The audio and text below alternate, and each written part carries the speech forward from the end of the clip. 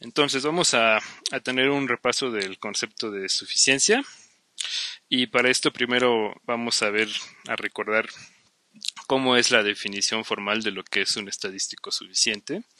Está un poquito curiosa, ¿no? Ahorita explicamos la lógica detrás de la definición.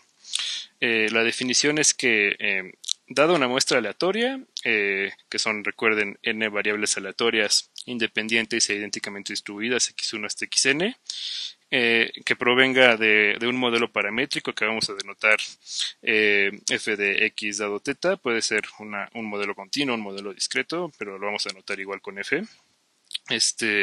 Se dice que el estadístico, que recuerden que un estadístico es una transformación de la muestra aleatoria, ¿no? Entonces, dado el estadístico t igual a tau, que tau sería como la función que determina la transformación de la muestra, t igual a tau de la muestra, ese estadístico va a ser suficiente para el parámetro θ si la distribución condicional de toda la muestra aleatoria, pensándola como vector aleatorio, condicionada en el valor que reporta el estadístico, no depende del parámetro θ. Entonces esto es un poco agresivo porque ya nos está metiendo un concepto muy pesado, bueno, dos conceptos pesados, que primero es el de la distribución conjunta de un vector aleatorio y además no nada más la distribución conjunta, sino que la distribución conjunta condicionada en otra variable aleatoria, o podría ser inclusive vector aleatorio, que es el estadístico, ¿no? Entonces, un poco la idea de esta definición es decir, como que si nosotros conociéramos el valor de este estadístico, que es lo que al que eventualmente va a ser llamado estadístico suficiente, si nosotros conociéramos el valor puntual que ya tomó este estadístico, pues ya no nos interesaría como el valor de θ, si nuestro objetivo fuera hacer cálculos de probabilidades con respecto a la muestra, ¿no? Entonces, está un poquito enrevesado todo. Un poco, pero recuerden que nuestro objetivo en estadística inferencial no es hacer cálculos, o por lo menos no es el objetivo como inmediato, no es el de hacer cálculos con respecto a la muestra, porque ya en la práctica nosotros vamos a tener una observación de esta muestra. Entonces, un poco lo que se busca, la manera en la que se interpreta esto ya con el objetivo de hacer una estimación del parámetro θ, es como decir que conociendo esta información, como que ya no nos interesaría el valor de θ para hacer cálculos, pero esto de alguna forma como que nos indicaría que esta información, o sea, saber el valor que reporta ese estadístico, pues tendría que ser suficiente como para, por de alguna forma decirlo, sustituir el valor de θ, pero la lógica que tiene esto es que también nos tendría que entonces que ser suficiente para poder aproximar el valor de θ, porque a final de cuentas nuestro objetivo es saber cuál es el valor de θ para después poder modelar observaciones futuras de esta distribución. Nosotros vamos a tener observaciones pasadas, ¿no? Entonces, sí está un poquito curioso. Realmente quizás es más conveniente, aquí no lo estoy haciendo así porque es un repaso, ¿no? Pero si fuera una clase, realmente sí es mucho más conveniente primero presentar el concepto, como la definición conceptual de lo que es un estadístico suficiente, que lo que se busca es que el estadístico como que no desperdicie información valiosa, ¿no? Entonces, pero el problema con esa definición es que pues no es muy matemática, ¿no? No se puede hacer mucho con eso. Entonces, pues a alguien, ¿no? Bueno, no a alguien, a mucha gente se le ocurrió, pues que más o menos podrían expresar eso como de no desperdicie información, la información que no es de suficiente, modelándolo de esta forma, ¿no? Que conociendo el valor del estadístico, pues ya como que no necesitaríamos conocer el valor de zeta, pero pues les digo, ¿no? Eso lo interpretan como, entonces eso nos debería de servir para aproximar el valor de θ. O sea, la idea es que si yo, conociendo el valor de este estadístico, ¿no? Ya automáticamente podría hacer cálculos de probabilidades, ¿no? De este vector aleatorio sin preocuparme con cuál es el valor de θ, es porque este estadístico debe tener cierta información importante para cómo se comporta el modelo, pero, o sea, de lo que nos aportaría teta para ese comportamiento, ¿no? Entonces, ese estadístico de alguna manera como que tendría que tener cierta información importante de cómo es ese, ese parámetro, ¿no? Con respecto a la utilidad que tiene para el modelo. Entonces, por eso, o sea, la idea de que ese estadístico nos sirva para aproximar el valor de teta y que no desperdicie información se formaliza de esta manera, ¿no? Sí está un poquito rebuscado, a lo mejor un poquito forzado quizás, pero lo que es un hecho es que esta definición ya en un sentido estadístico para obtener resultados útiles y que tenga el sentido ha demostrado funcionar muy bien y es por eso que se sigue utilizando mucho. Entonces, como la definición es bastante complicada, ¿no? En el sentido de que calcular de por sí la distribución conjunta de la muestra puede llegar a complicarse un poquito y luego calcular la distribución de esto también puede ser muy difícil porque es una transformación de n variables aleatorias y luego todavía ya hacerlo de forma condicional, o sea, sí se puede complicar muchísimo, pues ver si un estadístico es suficiente o no. Entonces, para esto hay varios teoremas que nos simplifican mucho el camino de saber si un estadístico es o no suficiente. Y posiblemente el que más ayuda de todos es el que muchas veces se le llama teorema de factorización, que es el que tenemos aquí abajo escrito. Entonces, el teorema de factorización, que aquí solamente le puse teorema, nos dice que un estadístico, t igual a tau de la muestra, es suficiente para teta si solo si existen un par de funciones g de la muestra que también debe de depender de teta, o bueno, puede depender de teta, y otra función h que solamente dependa de la muestra, tal es que la función de distribución conjunta de la muestra aleatoria se pueda expresar como esas dos funciones multiplicadas, pero la g evaluada en el resultado del estadístico. Aquí quizás aquí estoy abusando un poquito de la notación, ¿no? Realmente no se evalúa como tal directamente en la muestra la g, pero lo puse aquí más bien como para hacer referencia en que esto sí, al final de cuentas, como pues lo que resulte del estadístico va a terminar igual dependiendo de la muestra, pues también la función g depende de la muestra, ¿no? Pero realmente la g tiene que estar evaluada en la función que define la transformación del estadístico, ¿no? En esta tau, ¿no? Entonces, aquí en realidad hay tres funciones involucradas, no son dos, ¿no? Están la g y la h, que son las que se multiplican, perdón, y por eso se le llama de factorización, porque como que esta conjunta la factorizas en estos dos factores, pero también siempre hay que tener en cuenta que dentro de la g se encuentra como la expresión que nos define el estadístico, la fórmula que nos define el estadístico, por decirlo de alguna forma, ¿no? La demostración de este teorema pues no la vamos a ver ahorita. Esto en un primer curso de estadística se demuestra, pero a fuerzas, ¿no? Y más bien me interesa que veamos cómo es la aplicación de este teorema, ¿no?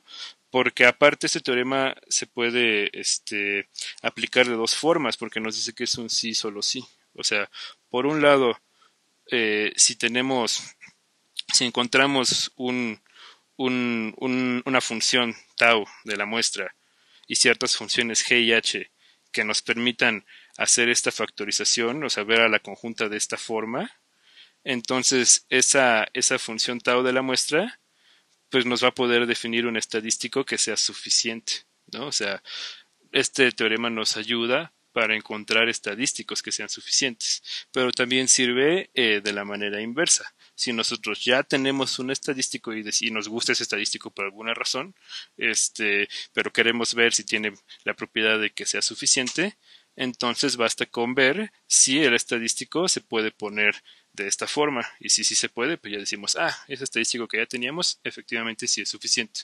También, teóricamente, podría funcionar para ver que un estadístico no sea suficiente. Pero ya la negación de no existe ninguna factorización de este estilo va a ser algo que va a ser típicamente bastante complicado de justificar, ¿no? pero bueno, teóricamente también podría servir para eso. Pero para lo que realmente es útil es para encontrar estadísticos suficientes, ¿no? O sea, si calculamos la conjunta, buscamos una factorización de este estilo y automáticamente vamos a poder encontrar cómo se define un estadístico que sea suficiente. Entonces, ahora con eso en mente vamos a ver un ejemplo en el que vamos a ver cómo se aplica este teorema para encontrar un estadístico que sea suficiente, no tanto para evaluar si uno es suficiente o no, que también se puede usar, más bien para encontrar un estadístico que sea suficiente. Vamos a ver un ejemplo pues muy clásico.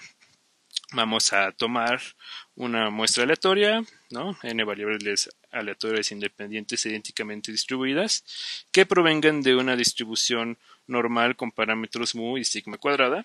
Y para cuestiones de este ejemplo, vamos a considerar que el parámetro mu es conocido, o sea, es una constante que ya sabemos su valor, y el parámetro sigma cuadrada es desconocido, o sea, el parámetro que nos interesa estimar es el parámetro sigma cuadrada porque es el que no conocemos. Entonces, pues la idea va a ser utilizar el teorema para encontrar un estadístico que sea suficiente para este parámetro. Y entonces para eso tenemos que primero ver cuál es la expresión de la distribución conjunta y ya que ya la tengamos, tratar de factorizarla de esta forma. Entonces, primero calculamos la distribución conjunta de nuestra muestra aleatoria, que va a ser, ¿no? F de la muestra aleatoria, valor en una muestra observable, y dado el parámetro que queremos estimar. Aquí también le podríamos poner dado mu, pero usualmente solamente se pone de este lado el parámetro el parámetro o los parámetros que nos interesa estimar, pero bueno, si aquí le pusiéramos igual la mu, pues no pasaría nada, ¿no? Entonces, recuerden que como estamos suponiendo que la muestra aleatoria hay independencia y la distribución conjunta, entonces en caso de independencia se puede calcular como el producto de las distribuciones marginales de cada una de las variables de la muestra. Y en este caso, como cada una de nuestras variables marginalmente es una normal mu sigma cuadrada, esto se puede calcular como el producto de muchas funciones de densidad de una normal con estos parámetros, ¿no?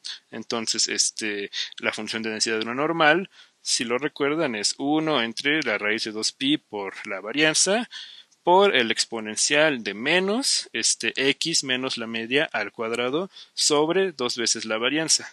Y aquí está evaluada en xy, ¿no? En cada uno de los componentes de la muestra observable, ¿no? Y la y pues es la misma que está aquí afuera como índice del producto. Entonces, en esta expresión lo único que va cambiando es la y, bueno, la xy, ¿no? Con respecto a este producto.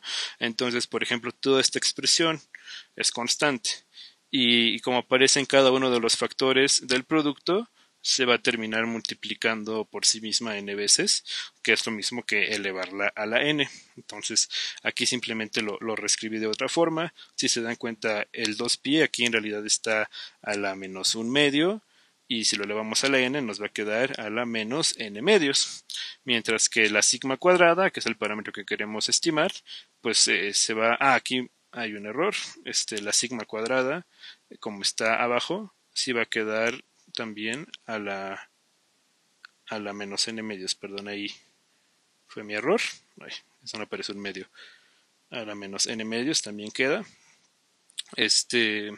Y luego el exponencial, si nosotros nos ponemos a multiplicar exponenciales que tengan la misma base, al final es equivalente a sumar los exponentes, ¿no? Entonces, este producto al exponencial se le va a meter como si fuera una suma, y afuera de esa suma, pues vamos a poder factorizar 1 entre 2 veces sigma cuadrada y también el menos.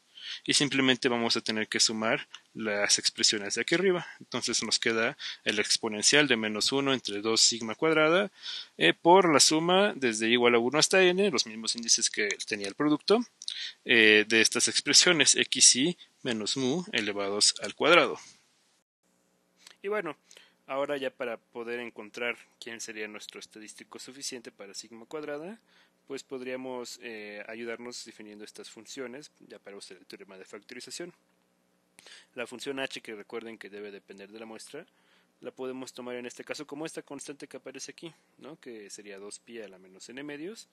Y pues para hacer énfasis en que sí depende de la muestra, a alguna gente le gusta, si es necesario, ponerle también en esta función h el componente de la indicadora de los valores que puede tomar nuestra muestra. En este caso, nuestra muestra en general va a ser un vector que pertenezca a Rn, y en el caso de la normal pues no se suele escribir porque pues eso ya es como el caso obvio, ¿no? O sea, no, siempre vale 1 esa indicadora, ¿no? En nuestro contexto, y por eso muchas veces no se escribe, pero hay gente a la que le gusta pues ser muy explícita en que esto sí depende de la muestra, y por eso también le escribe esa indicadora, aunque pues siempre estaría valiendo 1. Lo que nos importaría para nosotros sería pues encontrar la función tau de la muestra, ¿no? Que es lo que iba a terminar definiéndonos nuestro estadístico suficiente. Y aquí lo que necesitamos es encontrar, o sea, una función tau de la muestra, pero que al mismo tiempo esté evaluada en otra función g que dependa de esa función tau, pero que también dependa del parámetro. Entonces, si nos fijamos en lo que ya no sería como esta parte de aquí, todo esto que tiene que ver, por ejemplo, con sigma cuadrada, que sí tiene que depender que sí depende del parámetro, ¿no? Aunque esté elevado a una potencia, ¿no? Sigue dependiendo, y todo esto exponencial, ¿no? Donde adentro también aparece sigma cuadrada, pues lo que podemos darnos cuenta es que aquí adentro aparece toda esta expresión que solo depende de la muestra. Entonces, justamente esta expresión es lo que nos va a servir para definir a nuestra tau de x, que vendría siendo entonces la suma desde igual a 1 hasta n de los valores x's, que son de la muestra observada, menos mu, que en este caso era una constante, y elevado al cuadrado, ¿no? Sobre esos términos hace la suma.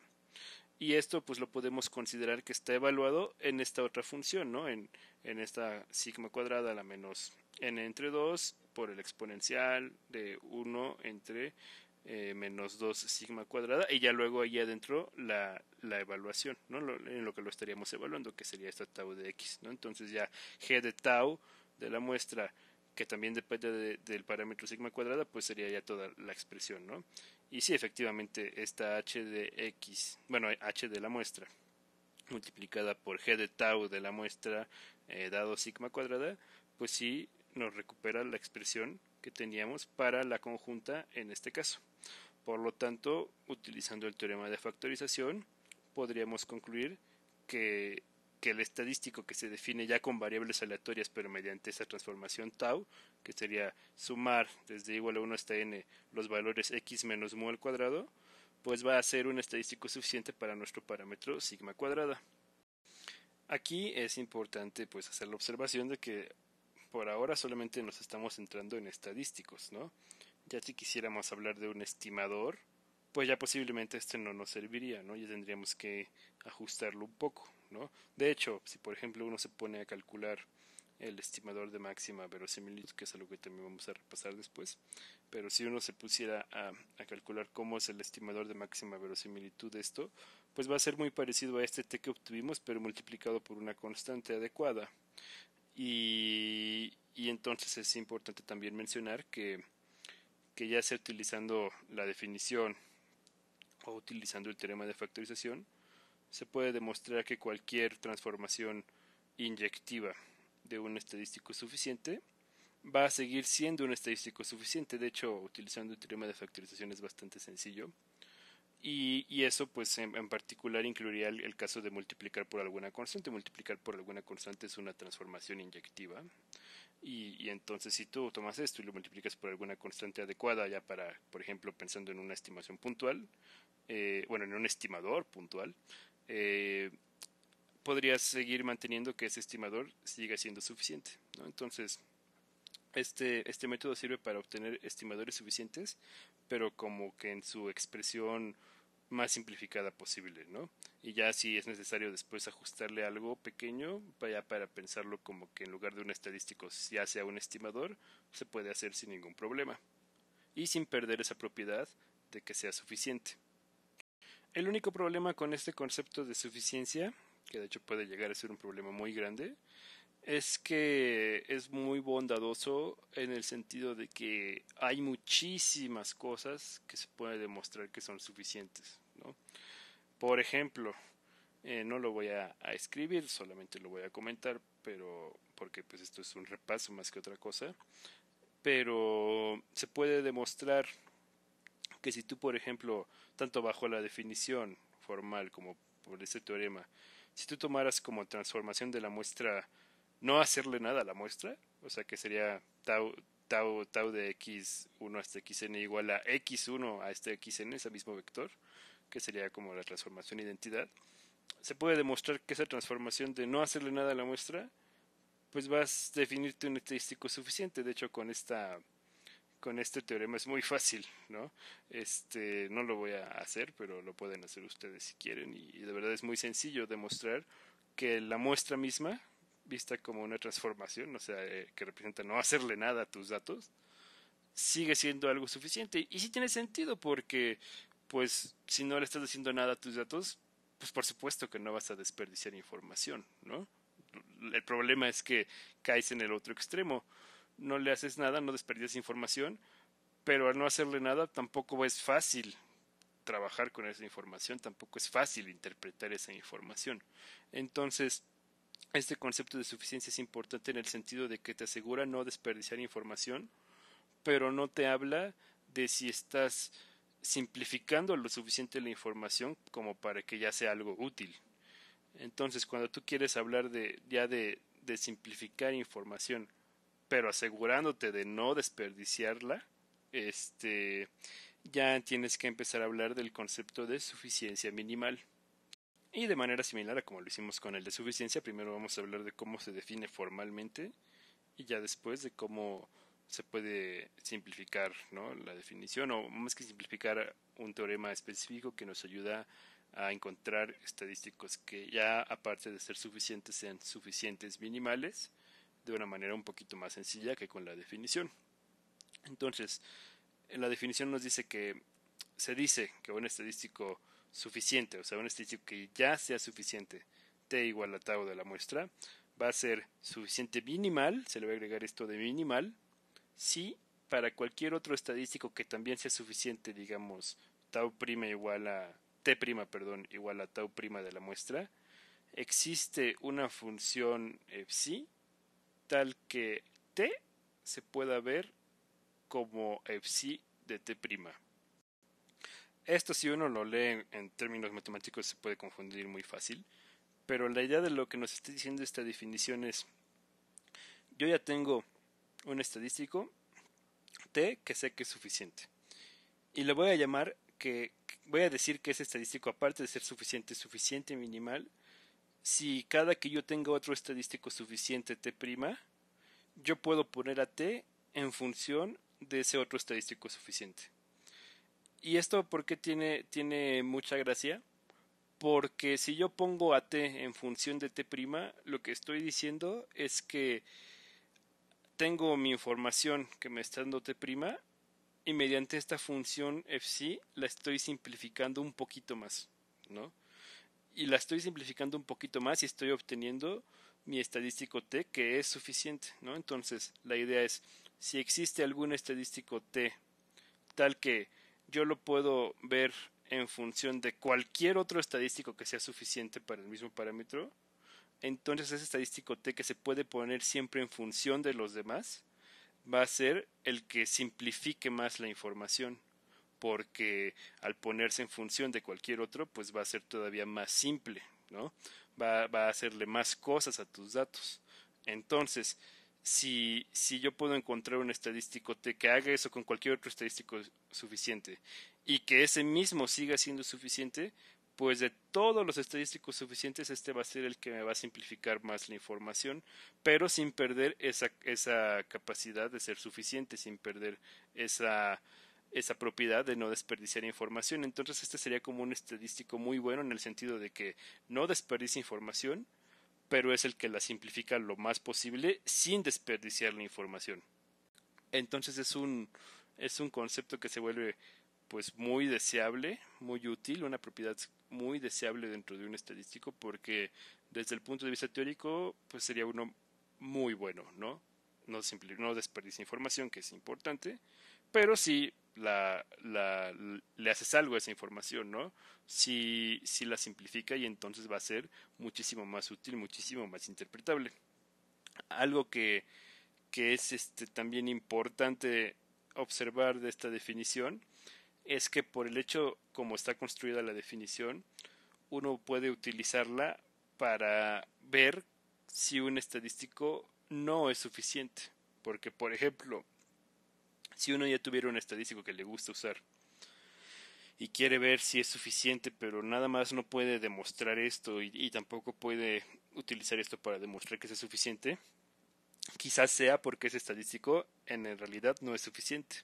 Y si uno quiere ver que un estadístico que ya tiene no es suficiente, utilizar esta definición o ese teorema es bastante complicado porque pues cuando tú niegas la definición o tú niegas el teorema, pues no te da como un método muy claro pues de cómo demostrar que esa negación es cierta. O sea, por ejemplo, para demostrar que algo no es suficiente negando el teorema de factorización, tendrías que demostrar que no se puede hacer esa factorización. Entonces es bastante complicado demostrar que de ninguna forma se puede hacer esa factorización.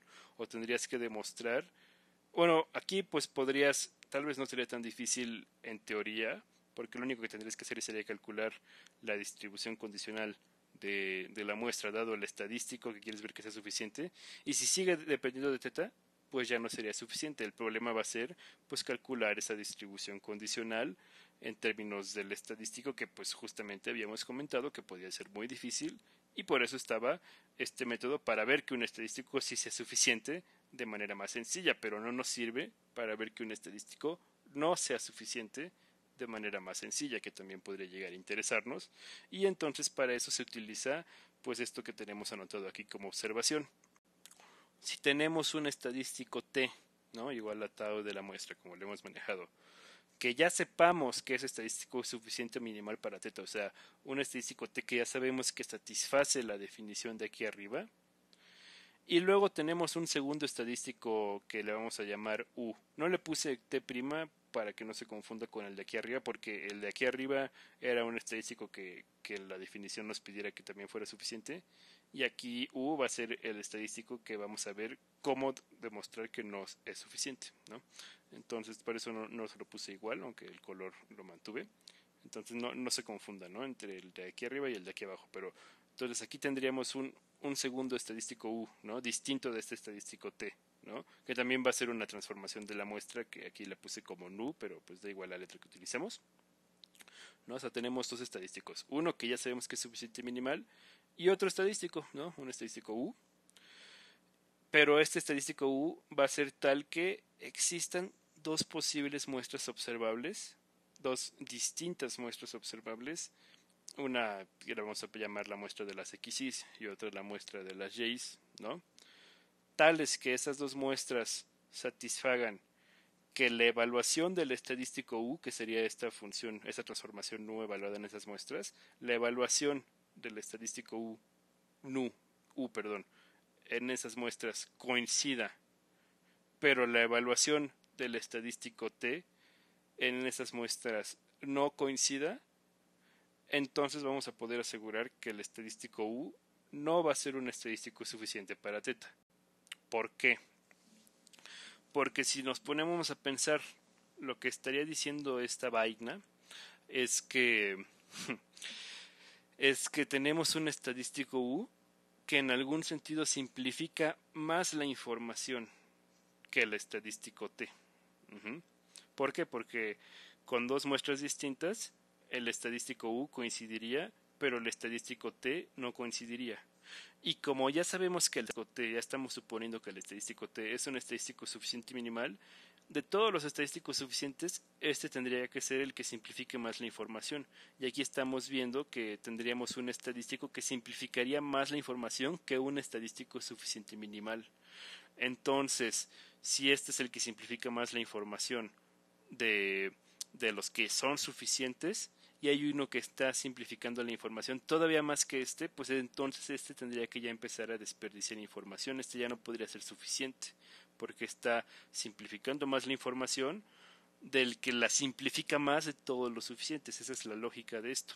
Pero más allá de la lógica, uno podría tomar un estadístico que cumpla estas condiciones y demostrar que el estadístico U no va a estar en función del estadístico T, ¿no? Si logramos encontrar unas muestras que cumplan esto, uno puede irse allá a la definición formal de lo que es una función y demostrar que el estadístico U no va a estar en función del estadístico T. Lo puede hacer, por ejemplo, por reducción al absurdo, por contradicción. Suponer esto de aquí, suponer que esto pasara y demostrar que habría algún problema. Entonces, tanto en el sentido intuitivo como en el sentido ya formal, si uno puede encontrar un par de muestras tal que esto de aquí suceda y que el segundo estadístico, cuando ya no coincidan esas muestras, sea uno suficiente minimal, pues uno puede concluir que el estadístico donde sí coinciden las muestras no va a ser un estadístico suficiente. Entonces esto es un mecanismo para demostrar que un estadístico no es suficiente, que pues en algún caso podría llegar a ser de interés. Pero para poder hacer eso, pues uno primero tiene que ser capaz de encontrar un estadístico que no solamente sea suficiente, sino que sea suficiente minimal. Y hasta ahora solamente hemos visto pues la definición y pues ponerte a ver que cada estadístico que así se te ocurra cumpla o no cumpla esta definición puede ser bastante complicado, bastante tardado o bastante difícil inclusive. Entonces, pues tendríamos que también platicar de un método que nos sirva para encontrar estadísticos que sean suficientes minimales. Y pues lo que vamos a utilizar es el siguiente teorema, que pues tampoco vamos a demostrar porque les digo que esto de la idea es que sea un poco más un repaso que una clase como tal. Pero pues va a ser muy útil, ¿no? Vamos a ver un ejemplo de cómo se utiliza, que es lo que más me interesa ahorita.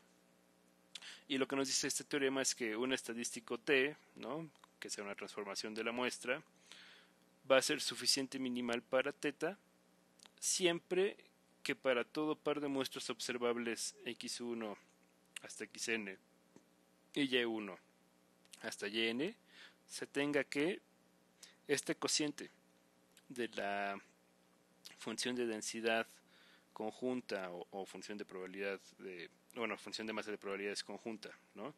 Evaluada en la primera muestra observable x1 entre la misma función pero evaluada en la segunda muestra observable y de las y's, si este cociente no depende de θ, si solo si la evaluación en esas muestras del estadístico es igual, entonces si esta condición lógica se cumple, vamos a poder asegurar que este estadístico va a ser no solamente suficiente, sino que también va a ser suficiente minimal. O sea, va a satisfacer la definición que habíamos escrito aquí arriba. Está un poco extraño cómo está escrito el teorema, pero o sea, la estrategia es la siguiente. O sea, uno calcula este cociente, ¿no? Ya le va a dar algo. Y entonces uno tiene que ver, típicamente este cociente va a seguir dependiendo de θ, ¿no? Pero uno tiene que darse cuenta qué cosa de arriba tiene que ser igual a lo de abajo para que ya el θ desaparezca. Y esa cosa de arriba que típicamente va a estar en términos de la muestra de arriba, que tenga que ser igual a lo de abajo que va a estar en términos de la muestra de abajo, pues vamos a poder utilizarlo para definir un estadístico que sea suficiente minimal. Esa es la estrategia, así es como se utiliza este resultado. Espero que quede mucho más claro con un ejemplo que vamos a ver a continuación. Pero antes de eso simplemente quiero comentar que pues la demostración de que este teorema es cierto no, es un poco larga, la verdad, no demasiado larga, pero sí es un poquito complicada, porque este teorema no solamente nos dice que va a ser suficiente minimal, también nos dice que va a ser suficiente. Entonces pues tienes que por un lado utilizar esta condición de aquí abajo para demostrar primero que ya es suficiente y después que aparte de ser suficiente cumple con esta definición de aquí arriba, entonces ya se le llamaría suficiente minimal. Entonces como tiene esas dos partes, sí puede ser un poquito larga, pero pues tampoco es nada del otro mundo, ¿no? En cualquier libro de estadística decente se puede encontrar y es muy útil este resultado. Pero bueno, ahora sí vamos al ejemplo de aplicación del resultado. Vamos a considerar una muestra aleatoria, x1 hasta xn, que tenga una distribución uniforme menos θ en el intervalo cerrado, donde θ es un número mayor que 0, es lo único que sabemos de θ. Y pues para utilizar este teorema y buscar un estadístico suficiente minimal, pues lo que tenemos que hacer es buscar que se satisfaga para cierta transformación de la muestra tau, pues que esto ya no dependa de teta, este cociente. Y para calcular este cociente primero tenemos que saber cómo es la pues función de densidad de masa de probabilidades conjunta. Entonces vamos a calcular eso primero.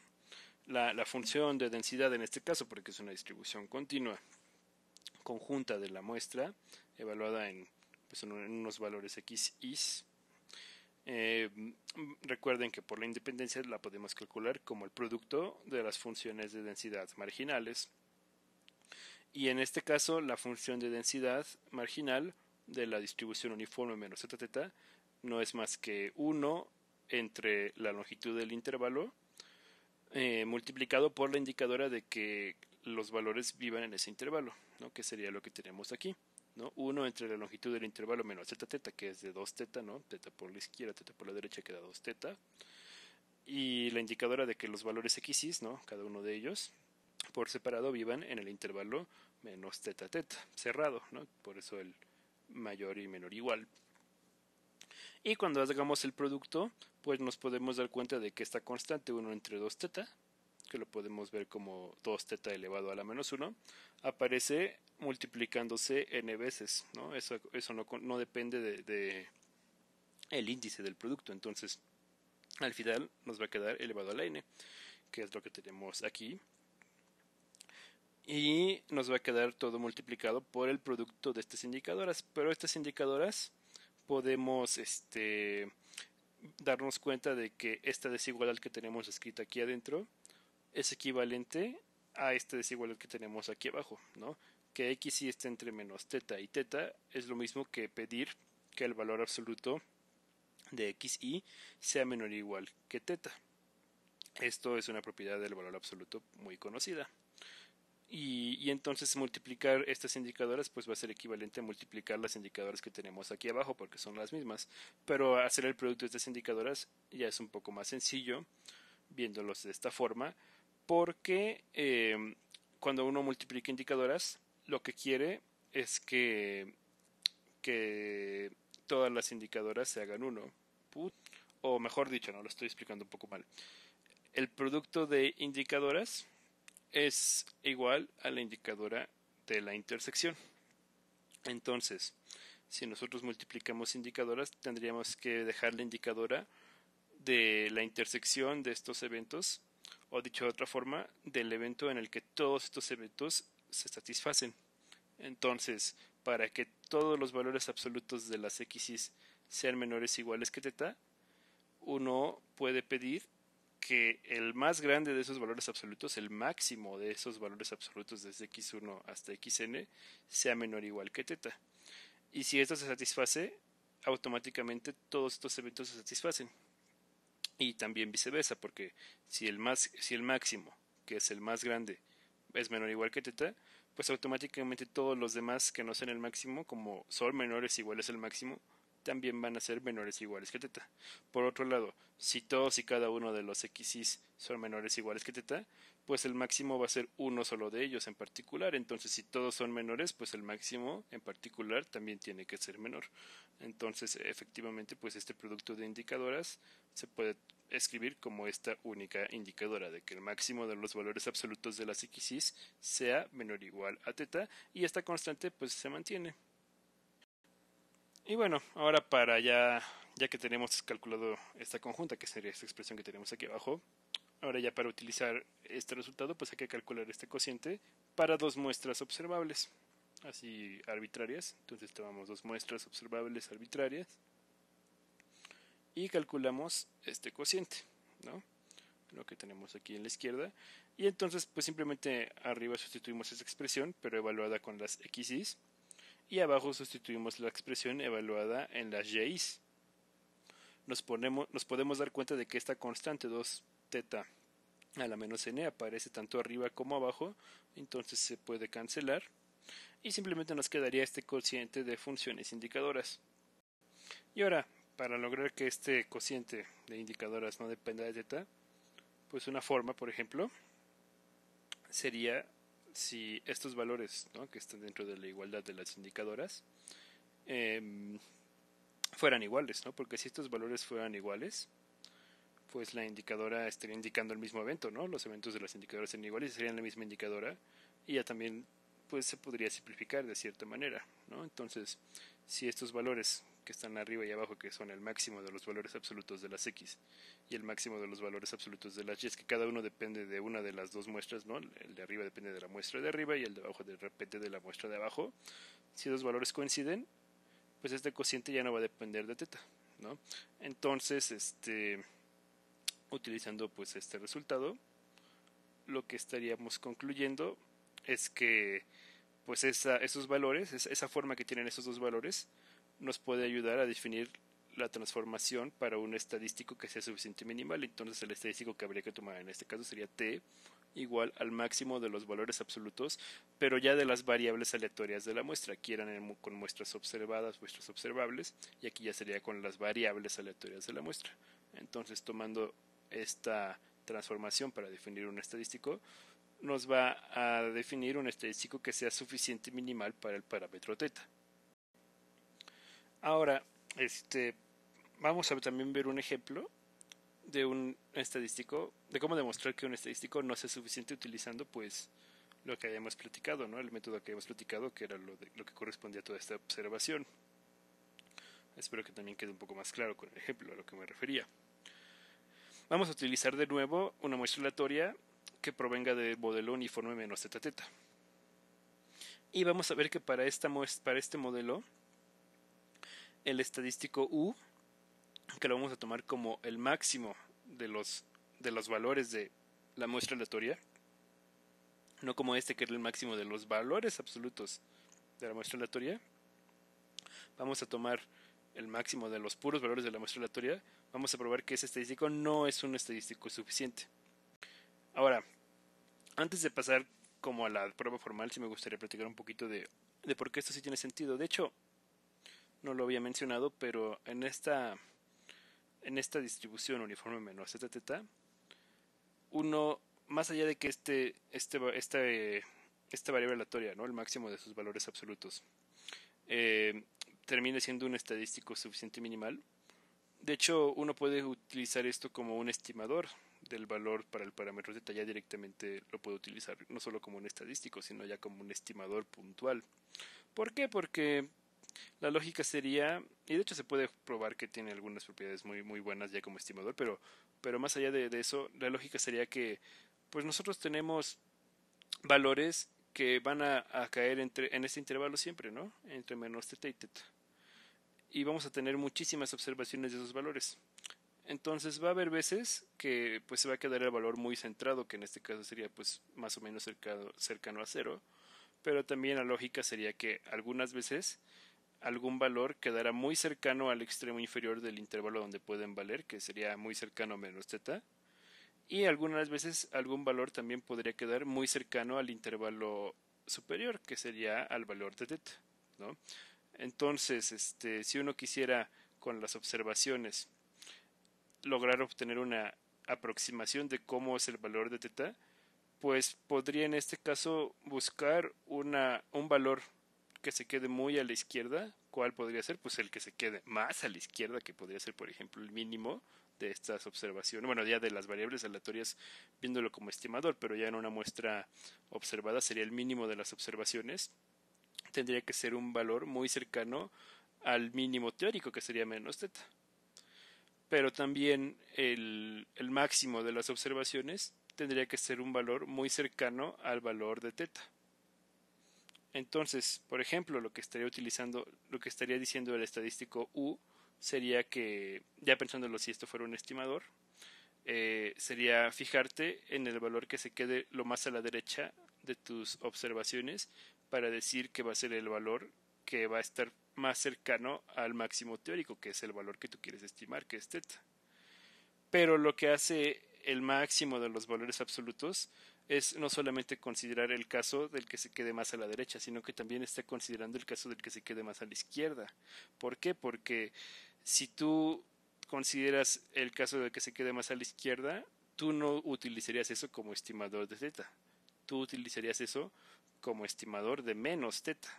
Y si ya quieres hacer esa corrección, tendrías que multiplicar todo por un menos, y como ahí estarías hablando de observaciones negativas, al multiplicar por un menos lo que estarías terminando haciendo, lo que al final haría sería sacándole valor absoluto, ¿no? Entonces ese valor absoluto de aquí adentro lo que hace es, para los casos negativos los vuelve positivos y a los casos positivos no les hace nada.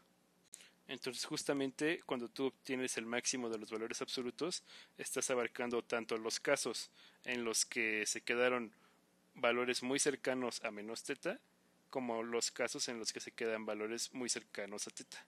Y te quedas con el caso más cercano de todos, pero ya en términos de valor absoluto.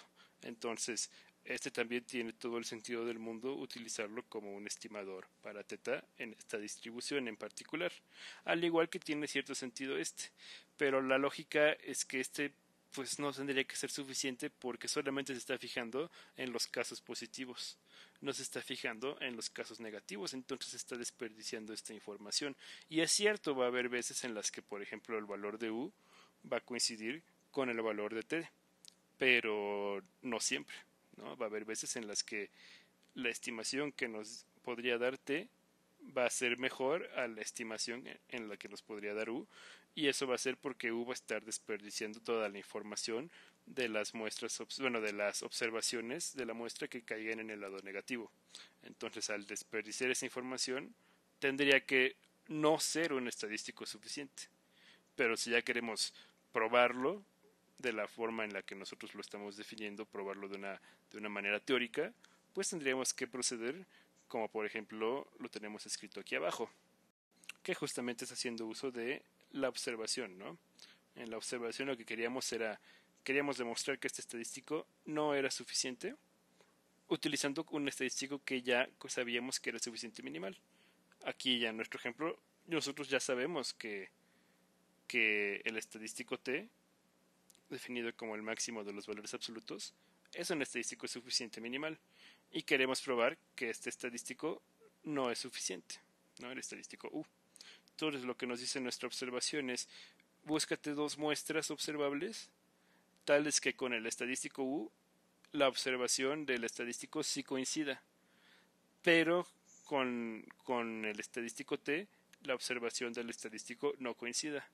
Y con eso ya es suficiente para argumentar que como el estadístico U simplifica más la información que un estadístico suficiente minimal, no va a poder ser suficiente. Entonces, es lo que vamos a buscar aquí. Y típicamente puedes encontrar más de una par de muestras que te ayuden a concluir eso, pero con un solo par ya es suficiente para demostrar que el estadístico no sea suficiente, ¿no? Entonces, en este caso, pues vamos a considerar las muestras observables dadas para las X vamos a tomar que el primer valor de la muestra sea menos z medios. Oye, eso es un valor que pueden tomar mis variables aleatorias ya en teoría. Sí, porque menos z medios está dentro de este intervalo, que es donde toman valores mis variables aleatorias. Y vamos a considerar que para los valores de k entre más grandes que 1 y más pequeños que n, las observaciones de la muestra de las X valga 0. Oye, ¿y esos son valores que son observables? Sí, porque caen dentro de este intervalo también, ¿no? Siempre el 0 está dentro de este intervalo. Ahora, también vamos a considerar que en la muestra de las x's, el valor ya xn sea igual a θ tercios, que una vez más es un valor que está dentro de este intervalo, por lo cual es un valor que se puede tomar, que se pudiera llegar a observar en la teoría. Y para la muestra de las J's, pues vamos a tomar algo muy parecido, solo que ahí el primer valor lo vamos a tomar igual a θ tercios, que ya vimos que sí está aquí. Y en todos los demás valores que no sean el primero, vamos a tomarlos iguales a 0, que también son valores que están aquí adentro. Entonces, estas muestras pues, son muestras muy específicas.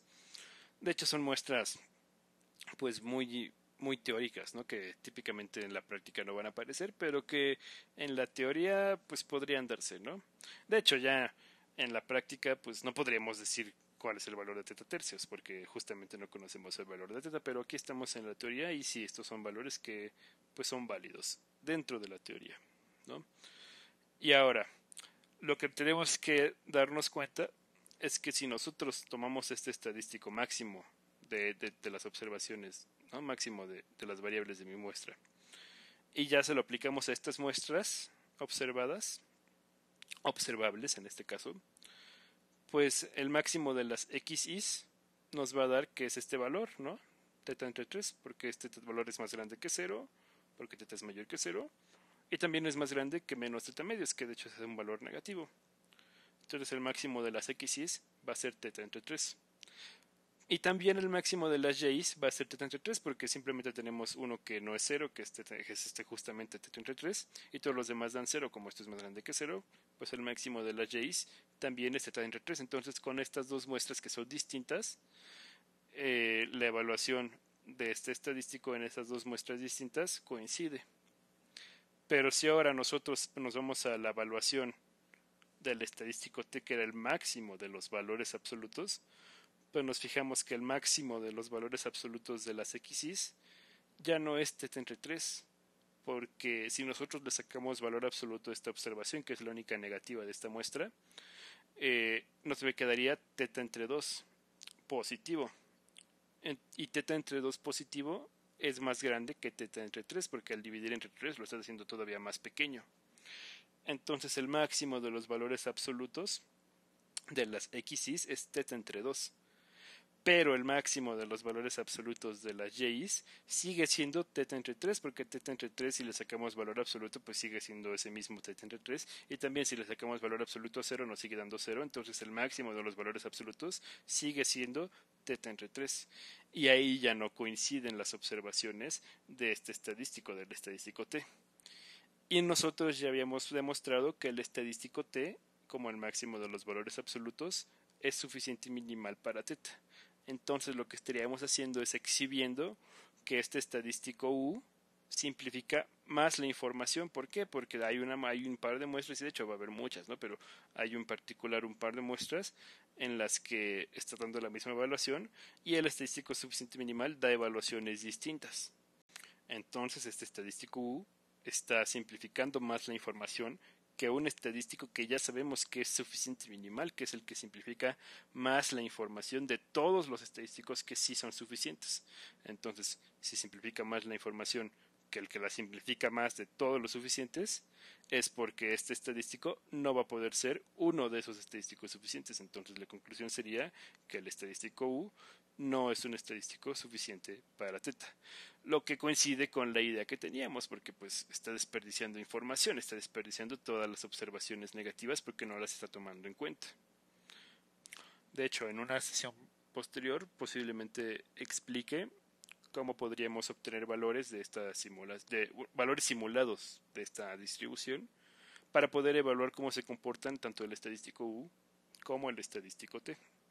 Pero eso ya sería en una sesión próxima.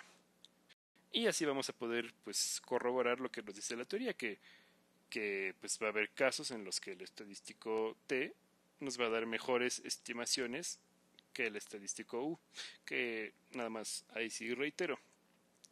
Platicamos que en esta distribución en particular estos estadísticos ya no servían para ser estimadores, pero todo lo que vimos hoy era más en un sentido de estadísticos más que de estimadores. En particular los estimadores son estadísticos, pero no todos los estadísticos son estimadores. Entonces toda esta teoría que vimos sí se puede aplicar también a estimadores, pero más en general es teoría aplicable para estadísticos. Ya luego más adelante vamos a ver algunas cosas que ya sean más para el caso particular de estimadores.